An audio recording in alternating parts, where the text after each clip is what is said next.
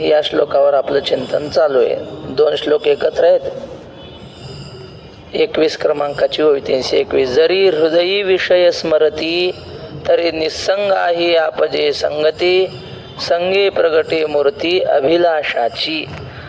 अंतःकरणात विषयांचं स्मरण होऊ लागलं किंवा बाह्य विषय नसले तरी निसंगाला सुद्धा त्या विषयाची संगतीच घडते. म्हणजे एखादा संसारी माणूस, विषयामध्ये रमणारा माणूस, त्याची जर अधोगती होत असेल, एखाद्याने घरदार सोडून वनामध्ये राहून विषयाचं चिंतन करत असेल, त्याची सुद्धा अधोगतीच होते. याला बरं संसारा जो आहे त्याला निदान विषयाचं सुख तरी मिळतं, याला विषयाचं सुखही नाही आणि काहीच नाही, पण अधोगती मात्र होणार विषयाचं चिंतन करणारा. ज्ञानोबाराय म्हणतात, आता याच्या आधीचीच ओवी गेली 2 ओव्यापूर्वी, जैसा विषाचा लेशू घेतलिया होय बहुवस. थेंबर जरी विष घेतलं तरी सगळा नाश करते असं सांगतात बघा कीर्तनकार मंडळी. एक तुपाचं समजा 50 लिटर तूप आहे एखाद्या टाकीमध्ये आणि त्याच्यात एकच राखेलचा थेंब टाकला ना, अख्खं तूप वाया जातं. अख्खं 50 लिटर तूप. दुधाची एक घागरी, मद्याचा बुंद. वा, दुधाच्या घागरीमध्ये मद्याचा एक बुंद पडला तर अख्खं दूध अपवित्र झालं. ते तसं माणसाचं जीवन किती परमार्थिक आहे, त्यागमय आहे, पण विषयाची एवढीच इच्छा आहे, थोडीच. आमचे महाराज काय म्हणजे लहानपणी ते सकाळी 4ला उठवायचे म्हणजे ते नाही उठलं की पाणीच ओतायचे. मग जरा बाजूला जाऊन पोरं मग आसनावर थोडं अंग टाकायचं, गपचूप कोपऱ्यात जाऊन. एका, अरे झोपला होता का? नाही महाराज, थोडाच झोपलो होतो. थोडाच झोपला होता. ते म्हणले, एवढं खाल्लं काय आणि एवढा खाल्ला काय? शेण सारखंच म्हणे. थोडी चूक केली काय आणि जास्त केली काय? शेवटी चूक ते चूकच ना. तसं विषयाची थोडी इच्छा केली किंवा विषय भोगले सारखंच आहे, थोडी सुद्धा नसावी असं सांगण्याचा भाव. हृदयी विषय स्मरती तरी निसंग आहे आपजे संगती. ज्ञानोबारायांनी किती दृष्टांत दिले. स्वप्नी परिव्राजे आपण या आपण कुटुंब होईजे, मग तयाचेने धावीजे मोहे सैरा. एक संन्यासी होता, काही नाही. आता संन्यासी म्हणजे संन्यासी, संन्याशाशी निवासस्थान शास्त्री बोलिले नाही जाण, ती स्वदेहाचे केले दहन, नेमिले स्थान त्या नाही. म्हणजे नाथ महाराज म्हणतात, संन्याशाला निवासस्थान नसतं, आणि निवासस्थान असेल तर तो संन्यासी नसतो. मग कारण तीही स्वदेहाचे केले दहन, त्यांनी स्वदेहाचं दहन केलं असतं, पिंडदान देतात संन्यासी, आणि मग त्याला आश्रमस्थान कसं काय राहील? असा संन्यासी फिरत होता या गावून त्या गावला, आणि एका मारुतीच्या मंदिरावर थांबला संन्यासी. आणि मग रात्रीच्या वेळी झोपला, आणि ओट्यावर झोपला होता. असा उंच ओटा मारुतीचा, त्या ओट्यावर झोपला कडेला. त्याला स्वप्न पडलं, आणि स्वप्नामध्ये आपण कुटुंब होईजे, म्हणजे स्वप्नामध्ये त्याचा विवाह झाला. नुसता विवाह झाला नाही, लेकरं बाळ झाले. आणि मग झोपला रात्रीच्या वेळी. 2 पोरं त्याला. एक पोरगा म्हणे, बाबा पलीकडे सरका. सरकला पलीकडे, नाही अजून पलीकडे सरका. सरकला आणखी पलीकडे, अजून पलीकडे सरकला आणि ओट्यावून खाली पडला. आणि मग जाग आली. आहे का काही? लेकरं बाळा नाही, काहीच नाही. पण ज्या अर्थी स्वप्नात दिसले त्या अर्थी मनामध्ये इच्छा आहे. वैकुंठवासी रंगनाथ गुरुजी म्हणायचे, आपण कुठपर्यंत प्रगती केली हे जर पाहायचं असेल तर आपले स्वप्न आपल्याला सांगत असतात, तुम्ही परमार्थात किती पुढे गेले आणि किती मागे आहे. आपले स्वप्न जर चांगले पडत असतील तर समजायचं आपले परमार्थात प्रगती चालू आहे. तुकाराम महाराजांना स्वप्न काय पडलं? सापडविले वाटे जाता गंगा स्नाने, मस्तकी तो जाणं ठेविला कर. हे परमार्थिक स्वप्न पडतात वारकऱ्याला. विद्यार्थ्याला पाठच दिसतात स्वप्नामध्ये. ज्ञानेश्वरी चालू आहे, व्याकरणाचा पाठ चालू आहे, स्वप्नात दिसतं, तो खरा विद्यार्थी. तसं आपले स्वप्न आपल्याला सांगतात. असो तर अंतःकरणातले विषय आपल्याला विषयाच्या संगतीतच घालतात, आणि संगे प्रगटे मूर्ती अभिलाषाची. विषयाविषयी प्रेम असलं की मग अभिलाषाची इच्छा होते ते विषय मिळवण्याची. जेथ कामो उपजला तेथ क्रोध आधीची आला. क्रोधी असे ठेविला समोह जाणे. ज्या ठिकाणी कामना झाली म्हणजे इच्छा निर्माण झाली की मग क्रोध तिथं आधीच आलेला असतो. एखादी इच्छा मनात निर्माण झाली, इच्छा पूर्ण नाही झाली, क्रोध होतो. श्री गुरु मारुती बाबा सांगतात, मी मागं तुम्हाला सांगितलं होतं, परत सांगतो. एका माणसाला सकाळी 8 वाजता चहा प्यायची सवय होती. मग देवपूजेला बसला की चहा यायचा, बरोबर मोलकरीण चहा आणून द्यायची, श्रीमंत माणूस. पण एका दिवशी मोलकरणीला यायला झाला उशीर, 8:30 वाजले, अजून चहा नाही, अजून चहा नाही. इकडं हरिपाठ चालू आणि मनात चहाची आठवण आली. ती 8:30 वाजता तिला रागावला, लवकर चहा कर म्हणे, कळत नाही का लवकर यायचं. ती म्हणली, हो मालक माफ करा, जरा उशीर झाला. ती गेली चहा ठेवायला, पण पाहते तर घरात साखरच नाही. ती म्हणली, अहो मालक साखर नाही. नाही काय म्हणते, जा की म्हणे दुकानावरून घेऊन ये. गेली दुकानावर, पण मारवाड्याचं दुकान उघडलेलं नव्हतं. परत आली, म्हणली मालक दुकान उघडलेलं नाही. उघडलेलं नाही काय म्हणते, जा म्हणे त्याच्या घरून बोलून आण त्याला. घरी गेली, 2 किलोमीटर घर पळतच गेली. चला चला चला, ते बिचार गडबडीनं आलं दुकानावर, पण गडबडीनं आल्यामुळं चावी घरीच राहिली दुकानाची. तो म्हणे चावी राहिली. परत गेला बिचारा, जाडजूड होता, तसाच गेला चालत, चावी घेऊन आला. तेवढ्यात 1-1.5 तास गेला ना. इकडं संताप लाल बुंद झाला. हा चहा नाही, चहा नाही, चहा नाही. आणि मग आणला, साखर आणली, चहा ठेवला. त्या बाईनं घाबरत घाबरत गेली आणि दिली कबशी त्याच्या हातात. पण ती घाबरलेली असल्यामुळं तिच्या लक्षात आलं नाही, कबशी होती खरकटी, आणि त्या खरकट्याच बशीत चहा दिला. त्यानं पाहिला आणि मग काय केलं, बाबा म्हणले काय नाही, ती चहाची बशी दिली फेकून आणि एका झपक्यातच बाई आडवीच पाडली म्हणले. झालं कशामुळं झालं हे? इच्छा होती, कामना होती म्हणून क्रोध आला. जिथं कामना असते तिथं क्रोध असतोच, तिथं क्रोध आधीची आला. ज्ञानेश्वर महाराज म्हणतात, क्रोधी असे ठेविला समोह जाणे. आणि मग क्रोध आला की तिथं संभ्रम.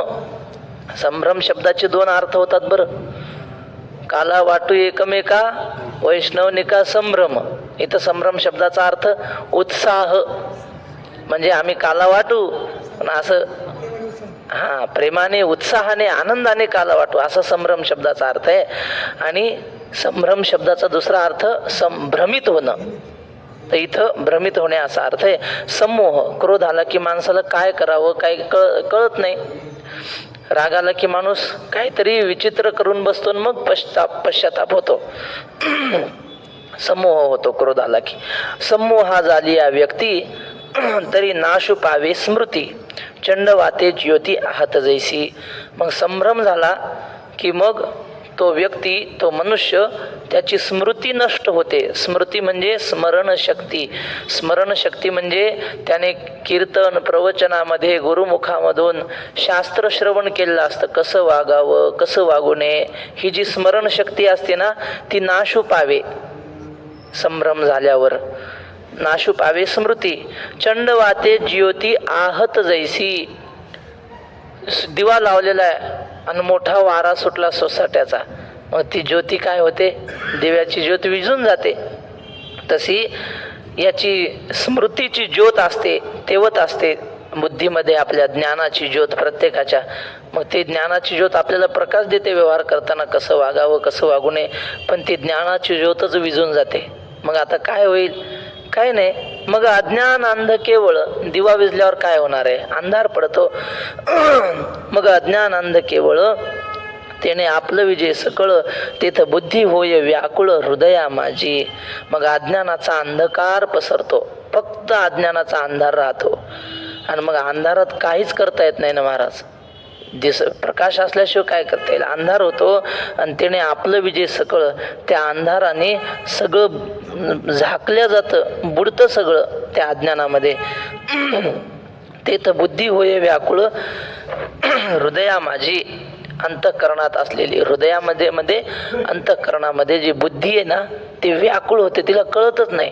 अंधारामध्ये आपल्याला काही काम करायचं म्हणलं तर काय अवस्था होईल माणसाची? काही सापडत नाही, दिसत नाही, काहीच होत नाही, काय करावं काही कळत नाही. तसं बुद्धीला होतं. माऊलींनी 4थ्या अध्यायातले अज्ञश्च श्रद्धानश्च संशयात्मा विनश्यती, तिथं आहे ना, संभ्रमा झाली या व्यक्ती तरी नाशू नाही, आता ही झाली तिथं असं संभ्रमाचं वर्णन आहे बघा, की मग तो माणूस जिवंत असून मेल्यासारखाच होतो, त्याला काय करावं काहीच कळत नाही. संभ्रम झालेला व्यक्ती. तेथ बुद्धी होय व्याकुळ हृदया माझे, जैसे जात्यंधा पळणी पावे, मग ते काकुळती सैरा धावे, तैसे बुद्धीसी होती भवे धनुर्धरा. आंधळा माणूस, त्याला काय लागलं समजा, वेळ लागला म्हणा, किंवा त्याला कोणीतरी सांगितलं भूकंप होतोय लवकर पळा, मग तो आंधळा माणूस पळायला लागला, तर तो कसा पळेल? नाही, कुकडे पळेल, पण मग धडकाय बसतील, कोणा भीतीला धडकन, कोणा कशाला धडकन. गाईचं वासरू असतं की नाही, ते गायला पेलं की मग ते पळत आहे बघा अंगणात इकडं तिकडं. कसं पळतंय ते? कुणीकडे पळतं, त्याला काही धरण नाही. ते नाकात का कानात वारं शिरलं म्हणतात ना लोक, हे उड्या मारतं. पण त्याही पेक्षा आंधळा माणूस जर पळायला लागला तर त्याच्या पळण्याला काही दिशाच नाही, मग त्याची काय अवकळा होईल सांगता येत नाही. तसं ह्याची बुद्धी होते क्रोधिष्ट माणसाची, संभ्रमित झालेल्या माणसाची. मग ते काकुळती सैरा धावे, ते आंधळ जसं पळतो कुणीकडे, तैसा तैसे बुद्धीशी होती भवे धनुर्धरा. तसे बुद्धीला दिशाच सापडत नाही, काही कर देईल काही सांगता येत नाही. पुण्यामध्ये एक माणूस होता म्हणतात, आता मला त्याचं नाव आठवना, रिॲक्शन का काय त्याचं नाव होतं. 50-60 वर्षापूर्वीची घटना. तो काय करायचा, एखाद्या घरात शिरायचा आणि त्या घरातल्या सगळ्यांनाच मारून टाकायचं, लेकरं बाळं बाया माणसं जे दिसन ना कापून टाकायचे आणि जायचा निघून. असे त्याने कमीत कमी 10 ते 15 कुटुंब एकट्याने संपवले. बरं, काही वैर नाही, द्वेष नाही, मत्सर नाही, काही नाही. जायचा एखाद्या घरात आणि अख्खे मारून टाकायचा. जक्कल आले पहा, बरोबर आहे की नाही? म्हणजे मी खोटं नाही सांगितलं, घडलेली घटना आहे. हे कशामुळे? हे संभ्रम झाला, त्याला काय करावं काय कळना. बरं, त्यांच्याशी काय वैर आहे का काय, लेकरा बाळाने काय गुण, काय नाही. पण मग भ्रमित झाला ना, मग काय करेल सांगता येत नाही. असं होतं मग बुद्धीला. जक्कल त्याचं नाव पहा बरं. जैसे जात्यंधा पळणी पावे, मग ते काकुळती सैरा धावे, तैसे बुद्धीशी होती भवे धनुर्धरा. ऐसा स्मृती भ्रंशु घडे, मग सर्वथा बुद्धी अवघडे, तेथ समूळ हे उपडे ज्ञान जात. अशी स्मृती म्हणजे स्मरणशक्तीचा नाश झाला की मग सर्वथा बुद्धी अवघडे, मग बुद्धी घोटाळ्यात पडते. बुद्धीला चालनाच मिळत नाही, काही जागेवर थांबते बुद्धी. तेथ समूळ हे उपडे ज्ञान जात.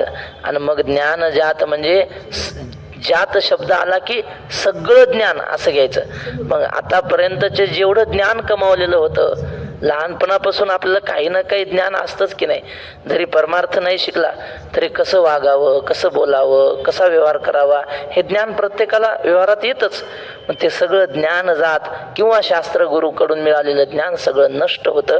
समूळ हे उपडे, एखादा वृक्ष जसा समूळ मुळापासून उपडून पडावा त्याप्रमाणे त्याचं ज्ञान सगळं समूळ नष्ट होतं. चैतन्याच्या भ्रंशी शरीरा दशा जैसी, तैसे पुरुषा बुद्धिनाशी होय देख. म्हणजे आपल्या शरीरातला जीव निघून गेला की या शरीराची किती किंमत होते? काहीच किंमत होत नाही. लवकरात लवकर, जेवढं लवकर जाळता येईल तेवढं लवकर जाळतात लोक, ठेवत नाहीत. कारण त्या शरीराला किंमत राहत नाही ना, का? त्यातला आत्मा निघून गेला. ते रामायणामध्ये दशरथ राजांची, म्हणजे दशरथ राजे गेले, स्वर्गवासी झाले. त्यानंतर तिथं त्यांनी एक गीत म्हणलेलं आहे बघा, आपल्या रामानंद सागरांनी जे रामायण काढलं त्यात असं म्हटलंय त्यांनी, जीर्ण देह का जर्जर पिंजरा, पंछी को नहीं भावे हो, जिय बिन देह ज्योति बिन दिवरा, माटी ही कहलावे हो.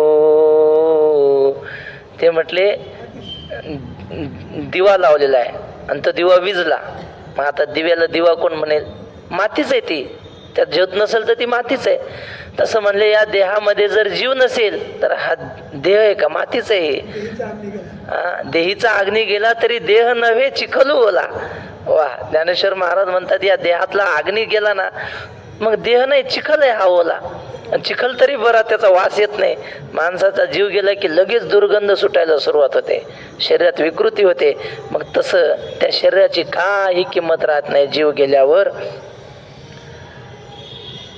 तसे या पुरुषाची बुद्धी नष्ट झाली की त्याला किंमत राहत नाही त्याच्या जगण्याला. म्हणून ऐके अर्जुना, जैसा विस्फुलिंग लागे इंधना, मग तो प्रौढ झाली या त्रिभुवना पुरुषके. अर्जुना, इंधनाचा म्हणजे लाकडाचा मोठा ढीग आहे आणि त्याच्यावर एकच थिलंगी पडली तर अख्खं ते सगळं लाकडाचा ढीग जाळून टाकते. जाऊ द्या, प्रश्न विचारतो, तुला विचारतो बाळा, सोपा प्रश्न आहे. कडब्याची पेंडी माहिती आहे ना? वाळलेल्या कडब्याची पेंडी माहिती आहे ना? बैलाला टाकतात ती कडबा, वैरण. त्याची एक पेंडी जाळायची असली तर काडी पेटीची एक काडी लागते. एक काडी पेटीची काडी वडली, एक कडब्याची पेंडी जळून जाते. मग अख्खी आपल्याला ती गंजी जाळायची असली कडब्याची तर किती काड्या लागतील? एकच का? बरोबर आहे. त्याचं एक पेंडी जाळायला काडी पेटीची एक काडी, आणि अख्खी गंजी जाळायची असली, सुडी म्हणतात आमच्याकडे, सुडी जरी जाळायची असली तरी एकच काडी. ज्ञानेश्वर महाराज म्हणतात तृण अग्नी मिळे समरस झाले. मग आता ते हे यांनी प्रमाण म्हणल्यामुळं मला दुसरी गोष्ट आठवली. एक शहरातला जावई होता, त्याने गाव कधी पाहिलंच नाही, खेडगाव, मुंबईला राहिलेला, आणि मग खेड्यातली मुलगी केली. मग ते दिवाळी आली जवळ, सासूने सासऱ्याने बोलवलं गावाकडं. माऊली बोलू नका बा. मग बोलवलं दिवाळीला जावयाला. जावई आला आणि मग त्यानं ते दिवा लावलेला पाहिला. त्यानं कधी पाहिलंच नव्हतं. आता तिकडं मुंबईला लाईटच जात नाही, त्यामुळं दिव्याचा काही संबंध नाही. आणि इथं ते दिवा लावलेला पाहिला. तर मेवणाला म्हणला, हे काय हो? म्हणलं दाजी. हेच गलबला करतात. हो हो हो हो, बर, असू द्या. मग काय सांगत होतो मी? बोला. हा, त्याने दिवा पाहिला, मेवणाला विचारला, हो हे काय हो दाजी? त्याला लक्षात आलं हे जरा वरचा मजला खाली दिसतो. मग त्याने चेष्टा केली. तर म्हणला, म्हणले दाजी हे काय आहे? सूर्याचं पिल्लू आहे म्हणे. तिकडं सूर्यप्रकाश पाडतो की नाही सगळ्या जगात, त्याचं हे पिल्लू आहे म्हणे, हे घरात प्रकाश पाड. असं का? त्यानं मनात विचार केला, असं एखादं पिल्लू पाहिजे आपल्याला मुंबईत, कधी मध्ये कामा येईल ना सूर्याचं पिल्लू. पण हे मागितल्यावर देणार नाहीत, यांच्याकडे एकच आहे वाटते. मग आपण चोरून नेऊ म्हणे. सकाळी लवकर उठला सगळ्याच्या आधी आणि संडासला जायचं निमित्त केलं. एक टमरेल रिकामा घेतलं आणि एक भरून घेतलं. त्या रिकाम्या तांब्यात ते सूर्याचं पिल्लू ठेवलं, दिवा, आणि तसाच घेऊन गेला. बाहेर गंजी होती अशी लांब रानात. त्यानं ते सूर्याचं पिल्लू काढलं तांब्यातलं आणि त्या गवताच्या गंजीत लपवून ठेवलं. पेटलेलं होतं ते दिवा, आणि गेला बहिर देशाला. आणि तिकून येताना पाहिलं तर काय झालं, पिल्लू नाही काय नाही, सगळी राग झाली. हा, मग रडू लागला, माझं पिल्लू जळालं सूर्याचं. आता ते गंजीत ठेवल्यावर कस काय राहील? जळून गेलं ना ते सूर्य. म्हणून माऊली म्हणतात तृण अग्नी मिळे समरस झाले. तेच सांगतात माऊली.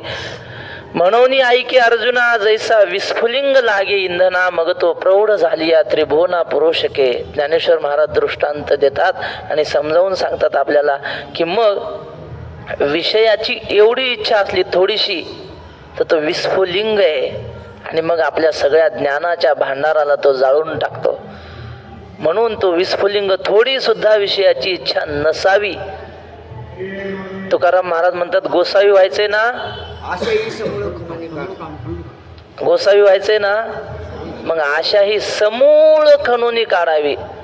नाही तर वरी वरी पालवी खुडीजे आणि मुळी तरी उदक घालीजे, तरी कैशीनी नाश निपजे त्या वृक्षा. मुळापासून आशा उपटून काढली तर तेव्हाची गोसावी व्हावे तेने. नाहीतरी सुखे असावे संसारी, फजिती दुसरी करू नये. त्यापेक्षा आपलं सुखाने संसार करावा. नाही तर इकडे येऊन बंगले बांधण्यापेक्षा आपलं गावाकडेच एखादा मजला वाढवावा. आळंदीत कशाला गर्दी करायची, असं ज्ञानेश्वर महाराज म्हणतात. मी कशाला म्हणू, आहे की नाही? गोगते बाबाला बोधे बाबाला बांधता आले नसते का बंगले? आशा मनात ठेवली की मग काय, फक्त गावाकडे तरी संसार आणि इकडे तरी संसारच आहे. असो, शिष्य शाखादी विलासे मठादी मुद्राचे निमिषे घातले आहे ती फासे निसंगा जेणे. बघा मठ आला की नाही त्याच्यात. म्हणजे करू नये असं नाही बरं, ज्याचा अधिकार असेल त्याने करावं. पण जो साधनेमध्ये ज्ञान साधनेमध्ये रममान आहे ना, त्याने इतर विषयामध्ये मन गुंतवू नये सांगण्याचं तात्पर्य. थोडी जरी विषयाची इच्छा असली तर एवढा मोठा अपभ्रंश होतो त्याच्या जीवनामध्ये. म्हणून या ऐके अर्जुना झाली मग तो प्रौढ झाली त्रिभुवना पुरुषके.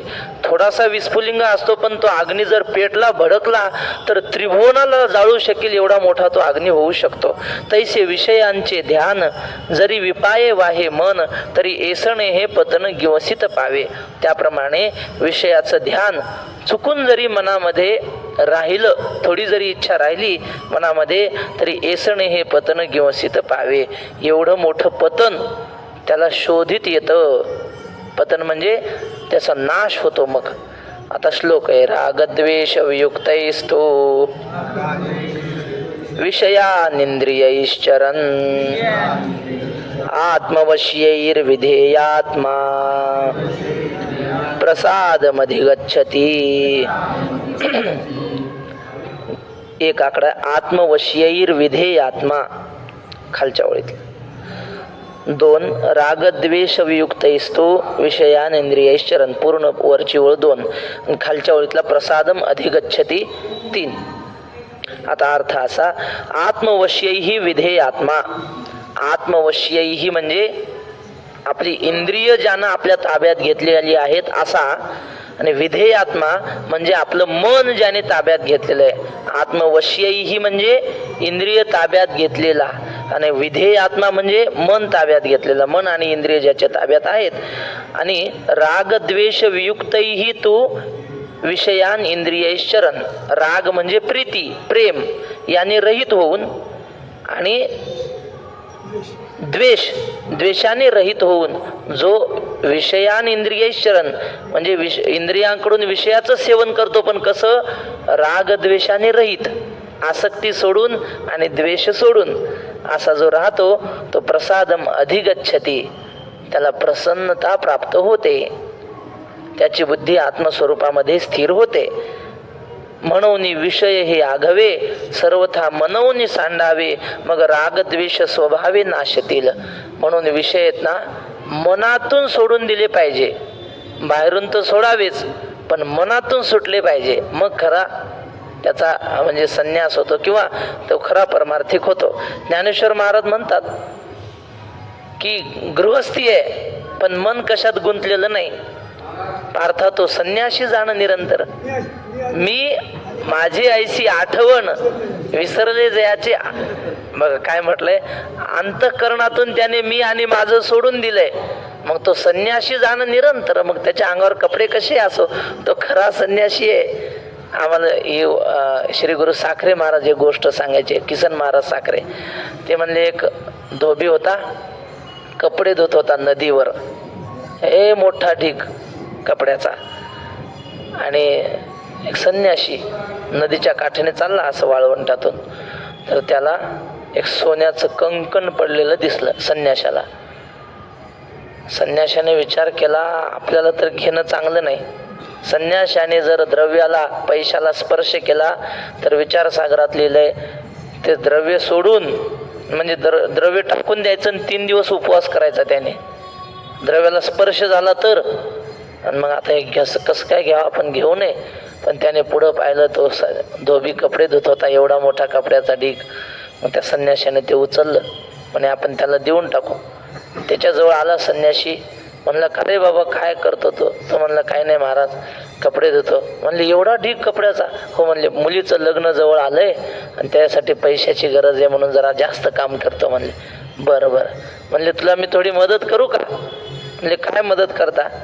काय नाही म्हणले हे सोन्याचं कंकण आहे हे तुला राहू दे, त्याच्या पोरीचं अख्खं लग्न होईल याच्यात. तो म्हणला नका महाराज. अरे का घेत नाही? तो म्हणला महाराज महिना झाला मी रोज त्या कंकणापासून चालत येतो पाहतोय पण जी वस्तू आपली नाही ती घ्यावा कशाला म्हणे लोकांची. त्यानं घेतलं नाही. मग खरा संन्यासी कोण? धोबी आणि हे हे फक्त नावाचे संन्यासी. याने अंतःकरणातून विषय सोडलेत ना, संसारी असू द्या, पण मनातून विषयाची आसक्ती सोडली. असो म्हणून विषय हे आघवे सर्वथा मनवून सांडावे, मग राग द्वेष स्वभावे नाशतील. अंतःकरणातून विषय सोडले की मग राग आणि द्वेष स्वभावतः नष्ट होतील.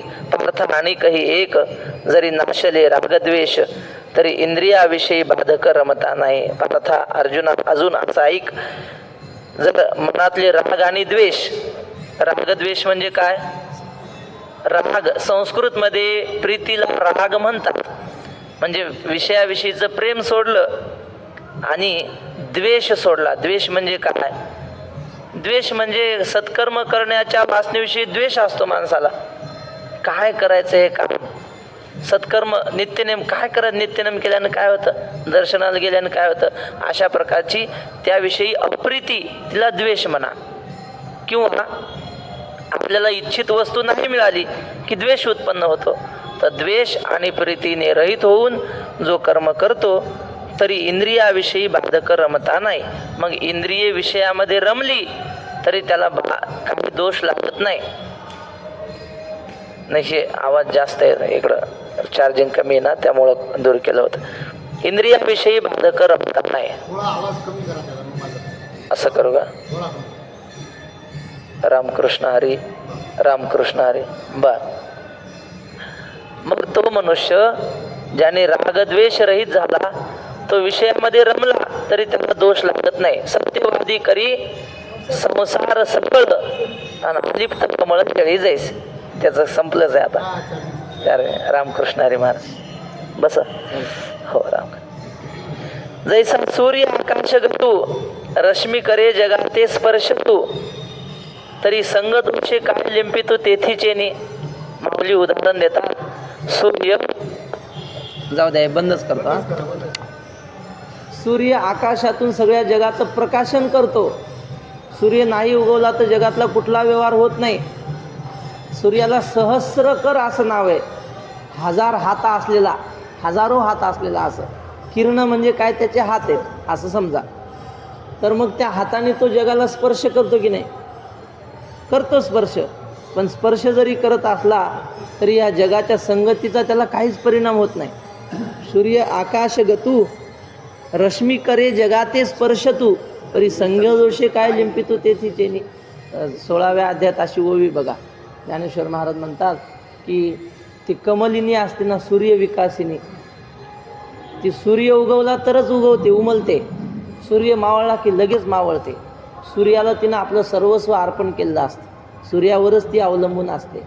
पण सूर्य असा की तिच्या सुगंधाचा कणसुद्धा सेवन करत नाही, असा निष्पृह राहत होतो. त्या संगतीमध्ये तो रमत नाही. किती थांबवण्याचा प्रयत्न केला, थांबत नाही सूर्य. त्याचं काम काय? अशी ओवी. निघे जैसा भास्वत प्रदक्षिणे आहे ना ओवी अशी. श्रियेची राऊळ जगाची आंधे फेडितो, श्रियेची राऊळे उघडितो आणि निघे जैसा भास्वत प्रदक्षिणे. तो प्रदक्षिणेला निघतो, जगाच्या ह्याच्यात गुंतत नाही तो. असं तैसा महात्मा या संसारामध्ये राहतो पण संसारामध्ये गुंतत नाही. एक वाक्य आठवलं, साखरे महाराजांचं ऐकलं होतं. ते म्हटले नाव असते की नाही, नाव, ती नाव पाण्यात शोभते का पाण्याच्या बाहेर शोभते? पाण्यातच शोभते नाव. पण नाव पाण्यात शोभते ही गोष्ट खरी, पण नावेत पाणी शोभत नाही. म्हणजे तसं माणूस संसारात शोभतो, एकटा माणूस शोभत नाही. त्याला विठू माझा लेकरू बाळा संगे गोपाळांचा मेळा असं पाहिजे तर शोभतो तो. पण मग माणसाच्या मनात संसार नसला पाहिजे. मनात असलं की मग बिघडलं. तसं महात्मा संसारातच राहतो. ते ज्ञानेश्वरी असावी, हां संसारी असावी, असोनी नसावी, भजन करावे वेळोवेळी. संसारात असावं ना असून नसावं हे कुणाला करता येतं? हे वारकऱ्याला करता येतं. वारकरी संसारात राहतो पण आषाढी कार्तिकी वारी आली की मग सगळ्यात सोडून, किती महत्त्वाचा, सगळं सोडून इकडे येतो. म्हणून तुकाराम महाजन लिहिले ना, सुखे करावा संसार न संडावे दोन्ही वार. मग असं केलं की काय होईल? दया क्षमा घर सुजवित येतील. असा तो महात्मा संसारामध्ये राहतो पण संसाराच्या दोषाने लिप्त होत नाही. तरी संग दोषे काय संसार चित्र उमटे. म्हणजे मनोरूपी पटू फाटे वा कैसे सरोवर आरे फाटे मग प्रतिभा नाही. बघा, चित्रपट दिसायचा म्हणलं की पडदा पाहिजे, आणि पडदा फाटल्यावर चित्रपट दिसू शकत नाही.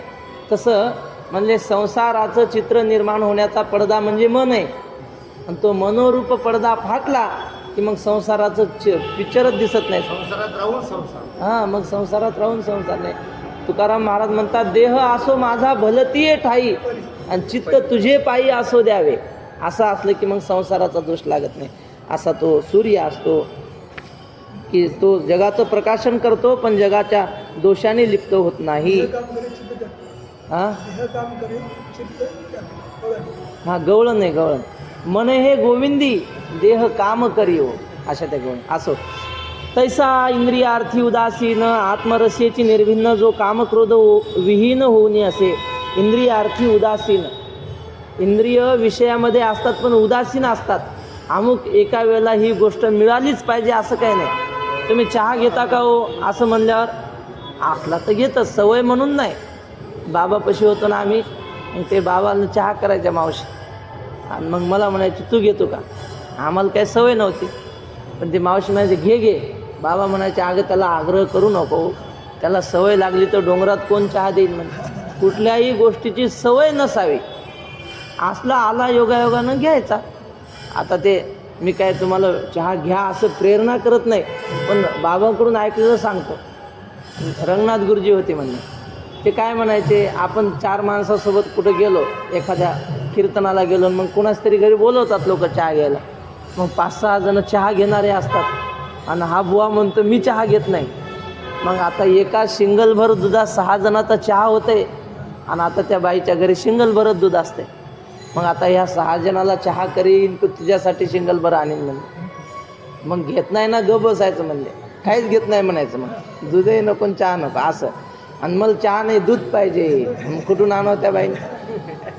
असं नसलं, जाऊ दे. कशावरून निघलं, सवय नसावी कुठल्याही गोष्टीची ते सांगत होते. इंद्रियार्थी उदासीन म्हणजे काय, मिळाले तरी चांगलं, नाही मिळालं त्याच्याहून चांगलं, असा उदासीन असतो. आत्मरसेची निर्भिन्न, आत्मरसाने तो तृप्त झालेला असतो. निर्भिन्न म्हणजे निमग्न, अभिन्न झालेला असतो आत्मस्वरूपामध्ये.